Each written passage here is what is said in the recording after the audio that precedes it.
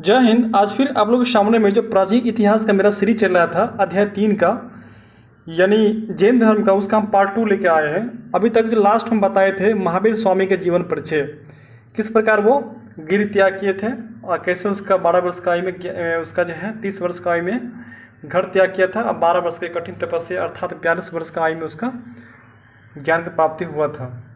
यानी उसके बाद हम आगे बताने वाले हैं। यानी आज जो टॉपिक है मेरा जैन धर्म का सिद्धांत, इससे आगे बढ़ने वाले हैं। तो जैन धर्म का सिद्धांत की ये चाहे इसको पंच महाव्रत भी इसको बोल सकते हैं, इसको जो है पंच महाव्रत भी इसको बोल सकते हैं। इसका 5 था। इसका सिद्धांत के बारे में बात करें तो पहला सिद्धांत इसका है जो है, पहला सत्य है, सत्य बोलना चाहिए, अहिंसा मतलब कि मारपीट नहीं करना है, अस्त्य मतलब चोरी नहीं करना है, अपरिग्रह मतलब कि धन संपत्ति को अर्जन नहीं करना है, इस आपका है। उसके बाद लास्ट में है ब्रह्मचर्य है। ब्रह्मचर्य मतलब क्या, सादा जीवन बिताना है, यानी कि पारिवारिक मोह माया में नहीं फंसना है। उसको नेक्स्ट जो है आपको देख सकते हैं। नेक्स्ट आपका क्या है, जैन धर्म का त्रिरत्न। इसका भी त्रिरत्न में देखा जाए तो ये आप देख सकते हैं त्रिरत्न जो इसका है, सम्यक दर्शन, नेत्र आपका अच्छा होना चाहिए, देखने का नजरिया अच्छा होना चाहिए, ज्ञान अच्छी नॉलेज होनी चाहिए, चरित्र व्यवहार आपका अच्छा होना चाहिए। ये आपका जैन धर्म का त्रिरत्न है। उसके बाद बात करें क्या, जैसे कि प्रमुख सिद्धांत में बात करें तो है अनेक कांतवाद।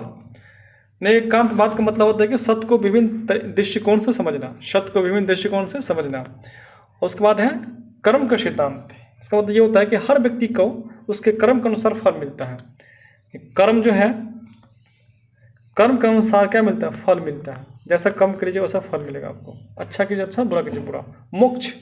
मोक्ष ये सत्य बात है। हर व्यक्ति का अंतिम लक्ष्य क्या होता है, उसकी मृत्यु के जीवन का अंतिम लक्ष्य होता है मोक्ष की प्राप्ति, मतलब मृत्यु को हम लोग क्या बोलते हैं, मोक्ष की प्राप्ति। यही परम सत्य है और सबको मानना चाहिए। 8वां है जैन धर्म का विभाजन के दृष्टिकोण से देखा जाए तो थोड़ा सा कहीं विवादास्पद रहा है, लेकिन फिर भी जो है समझना पड़ेगा। जैन धर्म के आप देख सकते हैं क्या, जैन धर्म के जो 23वें तीर्थंकर थे वो परशुनाथ थे और 24वें थे महावीर स्वामी थे। तो 23वें तीर्थंकर महावीर स्वामी ने कहा था कि अपने अनुयायी को कि आप शरीर के ऊपरी तथा निचले हिस्सों को आप ढक सकते हैं, ढकने के लिए कहा गया था। लेकिन महावीर स्वामी ने अपने अनुयायी को पूरी तरीक़ा से वस्त्र को त्याग करने के लिए कहा गया था, अर्थात नग्न होकर रहने के लिए कहा गया था। जिस कारण से बाद में 2 शाखा में बट गया, एक था श्वेतांबर, दूसरा दिगंबर। यानी आप यहाँ भी देख सकते हैं कि परशुनाथ ने अपने अनुयायी को शरीर के ऊपरी तथा निचले हिस्से देख सकते ढकने के लिए कहा गया था। लेकिन महावीर स्वामी ने अपने अनुयायी को कपड़े को त्याग करने के लिए कहा था। इस कारण 2 भागों में बट गया। पहला आपका श्वेतांबर और दूसरा दिगंबर, ठीक। उसके बाद जो है जैन धर्म का प्रचार, मतलब इसको प्रचार किस प्रकार से किया गया, तो इस प्रचार में जो है महावीर स्वामी का योगदान काफ़ी ज़्यादा है। तो महावीर स्वामी ने अपने अनुयायी को एक ऐसी व्यवस्था बनाई जिसमें महिला और पुरुष दोनों शामिल हो सके, हुआ भी, काफ़ी प्रचार हुआ भी। और आम लोग तो उसको शिक्षा को पहुँचाने के लिए प्राकृतिक भाषा का प्रयोग किया गया था। पूछा जाता है कि महावीर स्वामी ने अपने शिक्षा प्रचार के लिए या जैन धर्म ने अपने प्रचार शिक्षा के लिए किस भाषा का प्रयोग किया, तो इसका भाषा क्या था, प्राकृतिक था। देख सकते हैं आप लोग, अच्छा क्वेश्चन पूछा भी जाता है। 10वां टॉपिक है दक्षिण भारत में जैन धर्म का फैलाव। किस प्रकार से दक्षिण भारत में फैला, तो कहा जाता है कि महावीर स्वामी की मृत्यु के 200 वर्ष बाद क्या हुआ कि मगध में का भयानक अकाल पड़ा।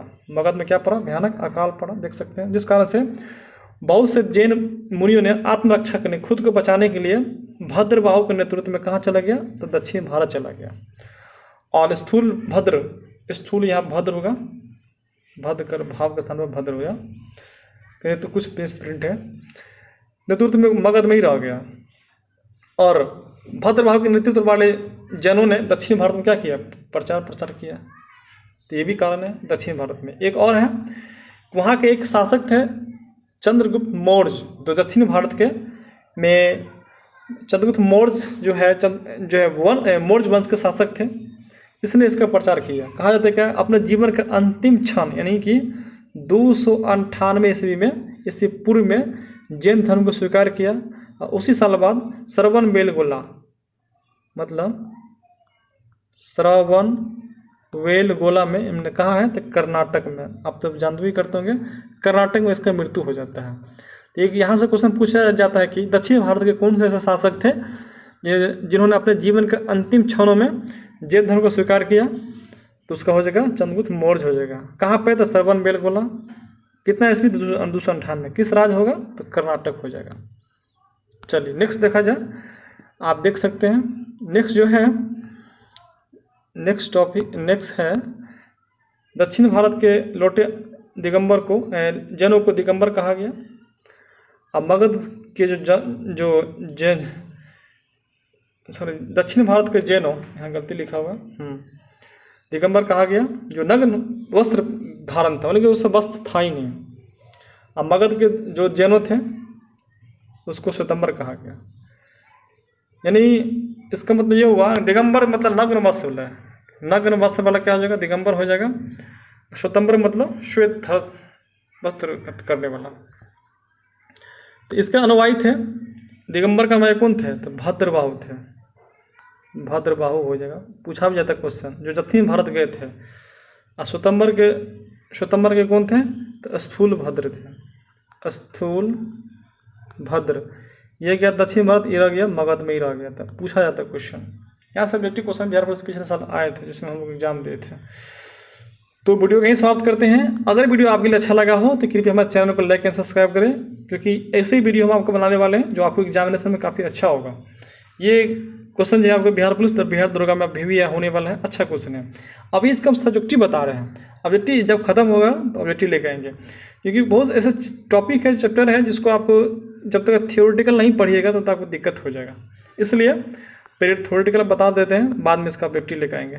थैंक यू, धन्यवाद वीडियो देखने के लिए, हमारा चैनल पर आने के लिए, और थोड़ा लाइक सब्सक्राइब कर दीजिएगा।